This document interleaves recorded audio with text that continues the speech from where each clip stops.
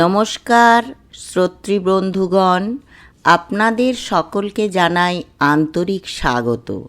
আজ আমরা শ্রবণ করতে চলেছি শ্রী শ্রী রামকৃষ্ণ কথামৃত শ্রীমকথিত। মাস্টারমশাই মহেন্দ্রনাথ গুপ্ত, যিনি শ্রীম নামে পরিচিত, তাঁর সরল অথচ গভীর ভাষায় লিপিবদ্ধ হয়েছে ঠাকুর শ্রী রামকৃষ্ণের অমৃতবাণী। এই কথামৃত কেবল শোনার বিষয় নয়, এটি অনুভবের, উপলব্ধির আর অন্তরকে শুদ্ধ করার এক অনন্য সাধনা। প্রতিটি কথায় রয়েছে ভক্তির স্পর্শ, জীবনের দিশা আর ঈশ্বর প্রাপ্তির সহজ পথ। তাই আসুন, মনকে শান্ত করে সমস্ত ব্যস্ততা দূরে রেখে আমরা প্রবেশ করি এই অমৃত স্রোতে।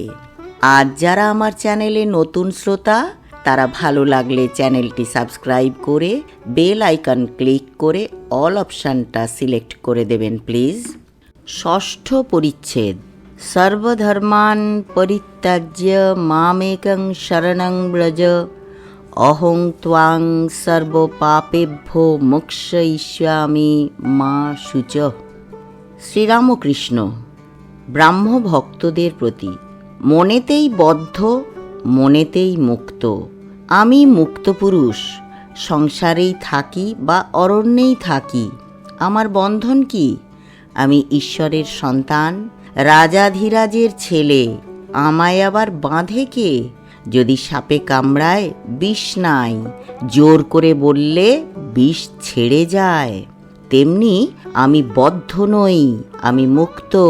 এই কথাটি রোগ করে বলতে বলতে তাই হয়ে যায়, মুক্তই হয়ে যায়। খ্রিস্টানদের একখানা বই একজন দিলে আমি পড়ে শোনাতে বললুম। তাতে কেবল পাপ আর পাপ। কেশবের প্রতি। তোমাদের ব্রাহ্ম সমাজেও কেবল পাপী। যে ব্যক্তি আমি বদ্ধ বারবার বলে, সে শালা বদ্ধই হয়ে যায়। যে রাত দিন আমি পাপী এই করে, সে তাই হয়ে যায়। ঈশ্বরের নামে এমন বিশ্বাস হওয়া চাই কি আমি তার নাম করেছি, আমার এখনো পাপ থাকবে? আমার আবার পাপ কি? আমার আবার বন্ধন কি? কৃষ্ণ কিশোর পরম হিন্দু, সদাচার নিষ্ঠ ব্রাহ্মণ, সে বৃন্দাবনে গেছিল। একদিন ভ্রমণ করতে করতে তার জল তৃষ্ণা পেয়েছিল। একটা কুয়ার কাছে গিয়ে দেখলে একজন লোক দাঁড়িয়ে রয়েছে। তাকে বললে, ওরে, তুই এক ঘটি জল আমায় দিতে পারিস? তুই কি জাত? সে বললে, ঠাকুর মহাশয়, আমি হীন জাত, মুচি। কৃষ্ণকিশোর বললে, তুই বল শিব, নে এখন জল তুলে দে। ভগবানের নাম করলে মানুষের দেহ মন সব শুদ্ধ হয়ে যায়। কেবল পাপ আর নরক, এইসব কথা কেন? একবার বলো যে অন্যায় কর্ম যা করেছি আর করব না, আর তাঁর নামে বিশ্বাস করো। ঠাকুর প্রেমোন্মত্ত হইয়া নাম মাহাত্ম্য গাইতেছেন। আমি দুর্গা দুর্গা বলে মা যদি মরি, আখেরে এদিনে না তারও কেমনে জানা যাবে গো শঙ্করী। আমি মার কাছে কেবল ভক্তি চেয়েছিলাম, ফুল হাতে করে মার পাদপদ্মে দিয়েছিলাম, বলেছিলাম, মা এই নাও তোমার পাপ, এই নাও তোমার পুণ্য, আমায় শুদ্ধা ভক্তি দাও। এই নাও তোমার জ্ঞান, এই নাও তোমার অজ্ঞান, আমায় শুদ্ধা ভক্তি দাও। এই নাও তোমার সূচি, এই নাও তোমার অসুচি, আমায় শুদ্ধা ভক্তি দাও। এই নাও তোমার ধর্ম, এই নাও তোমার অধর্ম, আমায় শুদ্ধা ভক্তি দাও। একটি রামপ্রসাদের গান শোনো। আয় মন বেড়াতে যাবি, কালী কল্পতরু মূলেরে মন, চারি ফল কুড়ায়ে পাবি। প্রবৃত্তি নিবৃত্তি যায়া, তার নিবৃত্তিরে সঙ্গে লবি। ওরে বিবেক নামে তার বেটারে, তত্ত্ব কথা তাই শুধাবি। সূচি অসুচিরে লয়ে দিব্য ঘরে কবে শুবি। যখন 203 পীড়িত হবে, তখন শ্যামা কাকে পাবি। অহংকার অবিদ্যা তোর পিতা মাতায় তাড়িয়ে দিবি, যদি মোহগর্তে টেনে লয় ধৈর্য খোঁটা ধরে রবি। ধর্মাধর্ম দুটো অজা তুচ্ছ খোঁটায় বেঁধে থুবি, যদি না মানে নিষেধ তবে জ্ঞান খড়গে বলি দিবি। প্রথম ভার্যার সন্তানেরে দূর হতে বুঝাইবি, যদি না মানে প্রবোধ জ্ঞান সিন্ধু মাঝে ডুবাইবি। প্রসাদ বলে এমন হলে কালের কাছে জবাব দিবি, তবে বাপু বাছা বাপের ঠাকুর মনের মতো মন হবি। সংসারে ঈশ্বর লাভ হবে না কেন?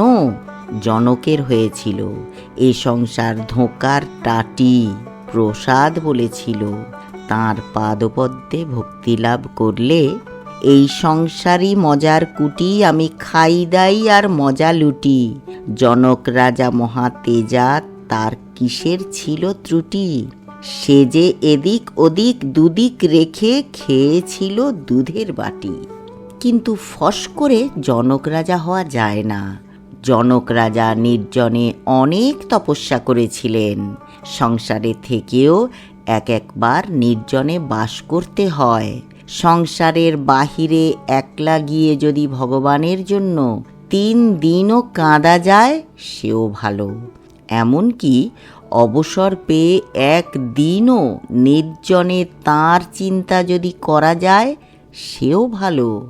লোক মাঘ ছেলের জন্য 1 ঘটি কাঁদে, ঈশ্বরের জন্য কে কাঁদছে বলো? নির্জনে থেকে মাঝে মাঝে ভগবানের জন্য সাধন করতে হয়। সংসারের ভিতর কর্মের মধ্যে থেকে প্রথমাবস্থায় মন স্থির করতে অনেক ব্যাঘাত হয়। ফুটপাতের গাছ যখন চারা থাকে, বেড়া না দিলে ছাগল গরুতে খেয়ে ফেলে। প্রথমাবস্থায় বেড়া গুঁড়ি হলে আর বেড়ার দরকার থাকে না, গুঁড়িতে হাতি বেঁধে দিলেও কিছু হয় না। রোগটি হচ্ছে বিকার। আবার যে ঘরে বিকারের রোগী সেই ঘরে জলের জ্বালা আর আচার তেঁতুল। যদি বিকারের রোগী আরাম করতে চাও, ঘর থেকে ঠাঁই নাড়া করতে হবে। সংসারী জীব বিকারের রোগী, বিষয় জলের জ্বালা, বিষয় ভোগ তৃষ্ণা, জল তৃষ্ণা। আচার তেঁতুল মনে করলেই মুখে জল সরে, কাছে আনতে হয় না। এরূপ জিনিসও ঘরে রয়েছে, যোষিত সঙ্গ। তাই নির্জনে চিকিৎসা দরকার। বিবেক বৈরাগ্য লাভ করে সংসার করতে হয়। সংসার সমুদ্রে কাম ক্রোধাদি কুমির আছে। হলুদ গায়ে মেখে জলে নামলে কুমিরের ভয় থাকে না। বিবেক বৈরাগ্য হলুদ। সদসৎ বিচারের নাম বিবেক। ঈশ্বরই সৎ, নিত্য বস্তু, আর সব অসৎ অনিত্য, দুদিনের জন্য। এইটি বোধ আর ঈশ্বরে অনুরাগ, তাঁর উপর টান, ভালোবাসা। গোপীদের কৃষ্ণের উপর যেরূপ টান ছিল। একটা গান শোনো। বংশী বাজিল ওই বিপিনে, আমার তো না গেলে নয়, শ্যামপথে দাঁড়িয়ে আছে, তোরা যাবি কি না যাবি বল গো। তোদের শ্যাম কথার কথা, আমার শ্যাম অন্তরের ব্যথা। তোদের বাজে বাঁশি কানের কাছে, বাঁশি আমার বাজে হৃদয় মাঝে। শ্যামের বাঁশি বাজে বেরাও রায়, তোমা বিনা কুঞ্জের শোভা নাই। ঠাকুর অশ্রুপূর্ণ নয়নে এই গান গাহিতে গাহিতে কেশবাদী ভক্তদের বললেন, রাধাকৃষ্ণ মানো আর নাই মানো, এই টানটুকু নাও।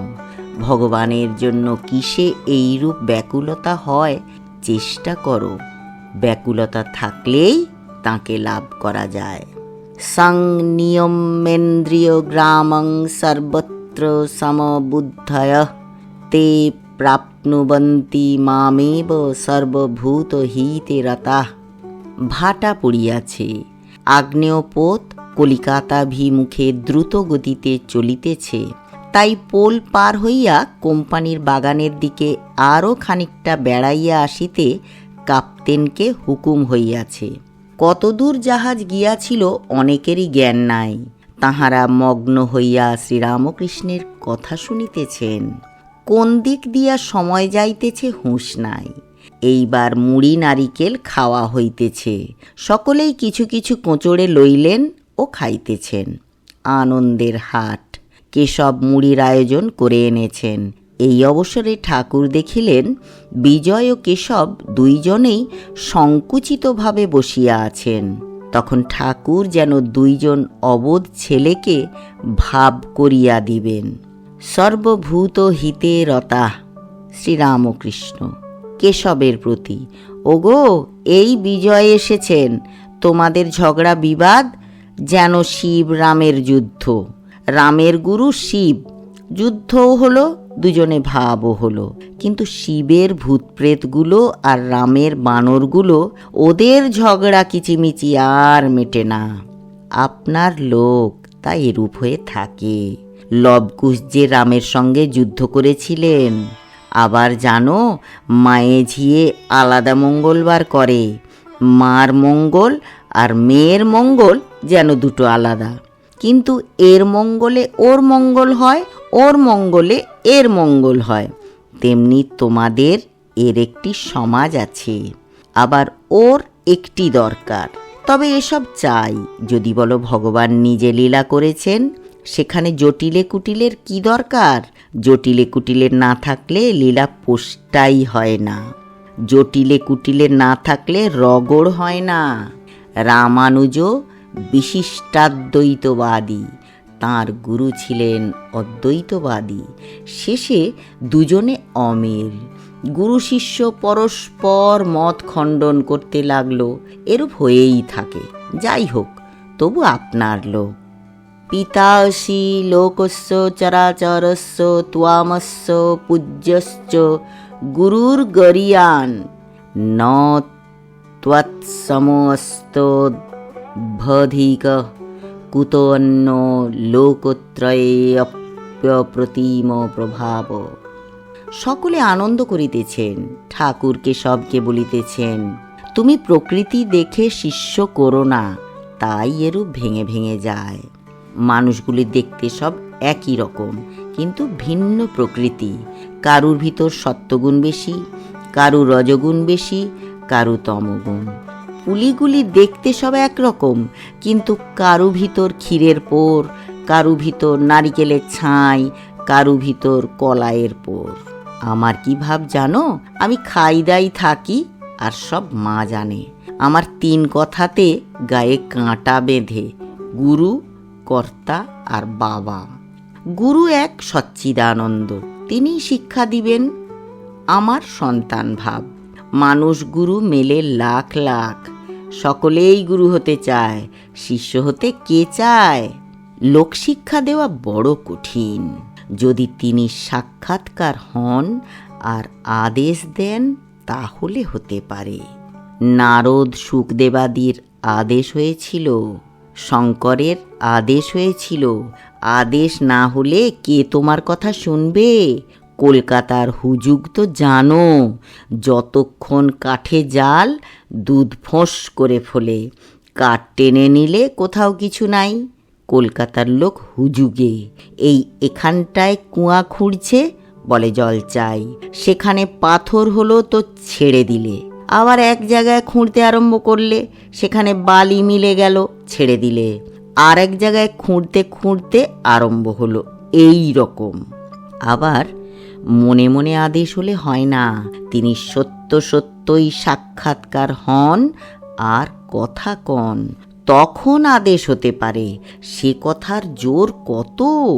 পর্বত টলে যায়। শুধু লেকচার, দিন কতক লোক শুনবে, তারপর ভুলে যাবে। কথা অনুসারে সে কাজ করবে না। ও দেশে হালদার পুকুর বলে একটা পুকুর আছে। পাড়ে রোজ সকালবেলা বাহ্যে করে রাখত। যারা সকালবেলা আসে খুব গালাগাল দেয়। আবার তারপর দিন সেই রূপ বাহ্যে আর থামে না। লোকে কোম্পানিকে জানালে, তারা একটা চাপরাশি পাঠিয়ে দিলে, সে যখন একটা কাগজ মেরে দিলে বাহ্যে করিও না, তখন সব বন্ধ।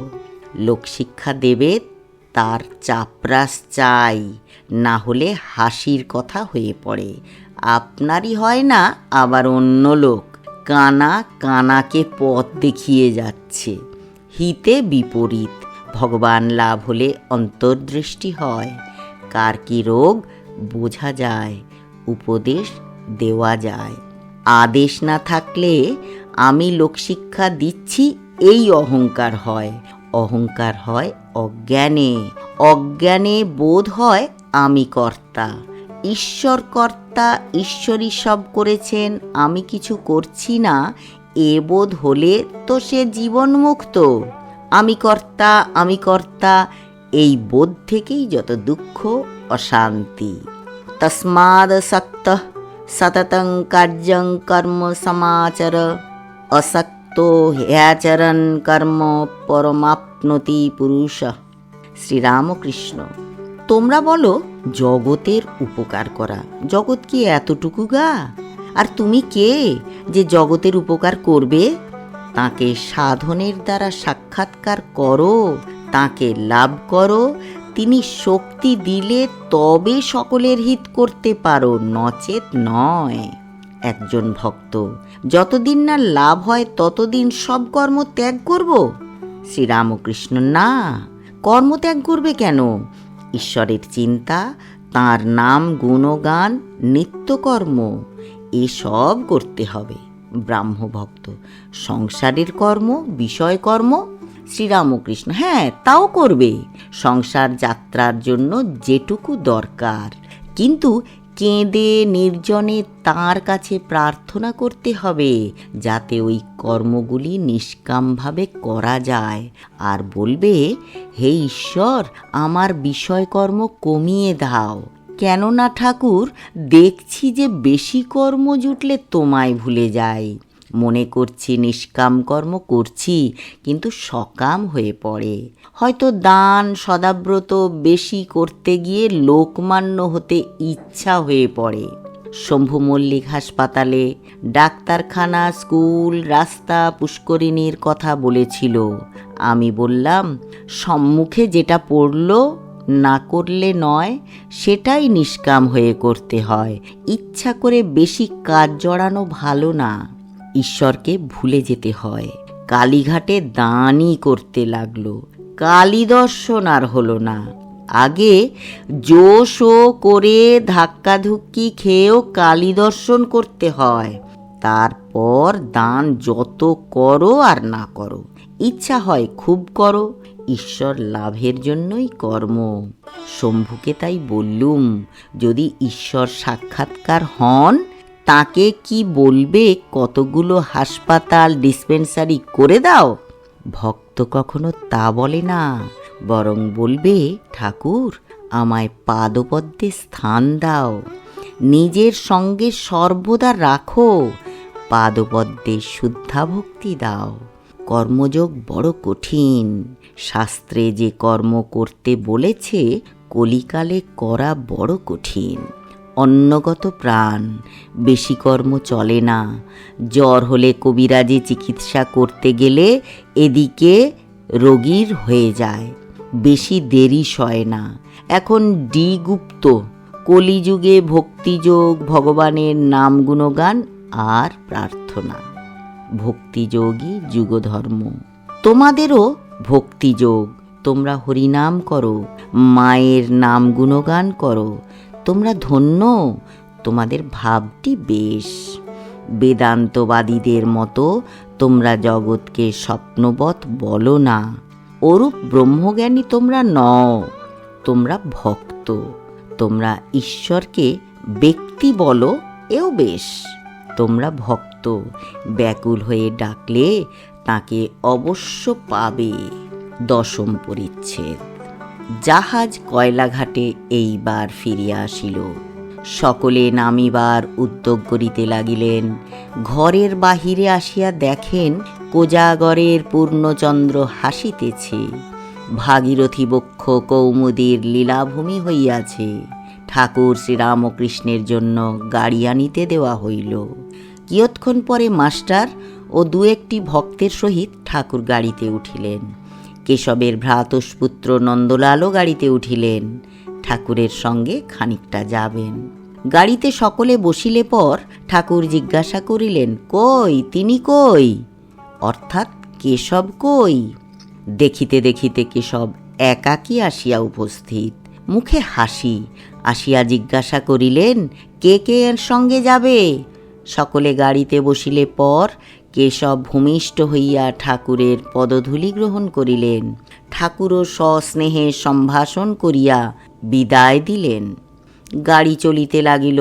ইংরেজ টোলা, সুন্দর রাজপথ, পথের দুই দিকে সুন্দর সুন্দর অট্টালিকা। পূর্ণচন্দ্র উঠিয়াছে, অট্টালিকাগুলি যেন বিমল শীতল চন্দ্রকিরণে বিশ্রাম করিতেছে। দ্বার দেশে বাষ্পীয় দ্বীপ, কক্ষ মধ্যে দীপমালা, স্থানে স্থানে হারমোনিয়াম, পিয়ানো সংযোগে ইংরেজ মহিলারা গান করিতেছে। ঠাকুর আনন্দে হাস্য করিতে করিতে যাইতেছেন। হঠাৎ বলিলেন, আমার জল তৃষ্ণা পাচ্ছে, কি হবে, কি করা যায়? নন্দলাল ইন্ডিয়া ক্লাবের নিকট গাড়ি থামাইয়া উপরে জল আনিতে গেলেন। কাঁচের গ্লাস করিয়া জল আনিলেন। ঠাকুর সহাস্যে জিজ্ঞাসা করিলেন, গ্লাসটি ধোয়া তো? নন্দলাল বললেন, হাঁ। ঠাকুর সেই গ্লাসে জলপান করিলেন। বালকের স্বভাব। গাড়ি চালাইয়া দিলে ঠাকুর মুখ বাড়াইয়া লোকজন, গাড়ি ঘোড়া, চাঁদের আলো দেখিতেছেন। সকল তাতেই আনন্দ। নন্দলাল কলুটোলায় নামিলেন। ঠাকুরের গাড়ি শিমুলিয়া স্ট্রিটে শ্রীযুক্ত সুরেশ মিত্রের বাড়িতে আসিয়া লাগিল। ঠাকুর তাহাকে সুরেন্দ্র বলিতেন। সুরেন্দ্র ঠাকুরের পরম ভক্ত, কিন্তু সুরেন্দ্র বাড়িতে নাই, তাহাদের নূতন বাগানে গিয়াছেন। বাড়ির লোকেরা বসিতে নিচের ঘর খুলিয়া দিলেন। গাড়ি ভাড়া দিতে হবে, কে দিবে? সুরেন্দ্র থাকিলে সেই দিত। ঠাকুর একজন ভক্তকে বলিলেন, ভাড়াটা মেয়েদের কাছ থেকে চেয়ে নে না, ওরা কি জানে না ওদের ভাতাররা যায় আসে? নরেন্দ্র পাড়াতেই থাকেন। ঠাকুর নরেন্দ্রকে ডাকিতে পাঠাইলেন। এদিকে বাড়ির লোকেরা দোতলার ঘরে ঠাকুরকে বসাইলেন। ঘরের মেঝেতে চাদর পাতা, দু চারটে তাকিয়া, তার উপর কক্ষপ্রাচীরে সুরেন্দ্রের বিশেষ যত্নে প্রস্তুত ছবি, যাহাতে কেশবকে ঠাকুর দেখাইতেছেন হিন্দু, মুসলমান, খ্রিস্টান, বৌদ্ধ সকল ধর্মের সমন্বয়, আর বৈষ্ণব, শাক্ত, শৈব ইত্যাদি সকল সম্প্রদায়ের সমন্বয়। ঠাকুর বসিয়া সহাস্যে গল্প করিতেছেন। এমন সময় নরেন্দ্র আসিয়া পৌঁছিলেন। তখন ঠাকুরের আনন্দ যেন দ্বিগুণ হইল। তিনি বলিলেন, আজ কেশব সেনের সঙ্গে কেমন জাহাজে করে বেড়াতে গেছিলাম, বিজয় ছিল, এরা সব ছিল। মাস্টারকে নির্দেশ করিয়া বলিলেন, একে জিজ্ঞাসা কর কেমন বিজয় আর কেশবকে বললুম। মায়ে ঝিয়ে মঙ্গলবার, আর জটিলে কুটিলে না থাকলে লীলা পোষ্টাই হয় না, এই সব কথা কেমন গা? মাস্টার, আগে হাঁ। রাত্রি হইল, তবু সুরেন্দ্র ফিরিলেন না। ঠাকুর দক্ষিণেশ্বরে যাইবেন। আর দেরি করা যায় না। রাত 10:30। রাস্তায় চাঁদের আলো। গাড়ি আসিল। ঠাকুর উঠিলেন। নরেন্দ্র মাস্টার প্রণাম করিয়া কলিকাতা স্থিত স্ব বাটিতে প্রত্যাগমন করিলেন। আজ এটুকুই থাক। ধন্যবাদ।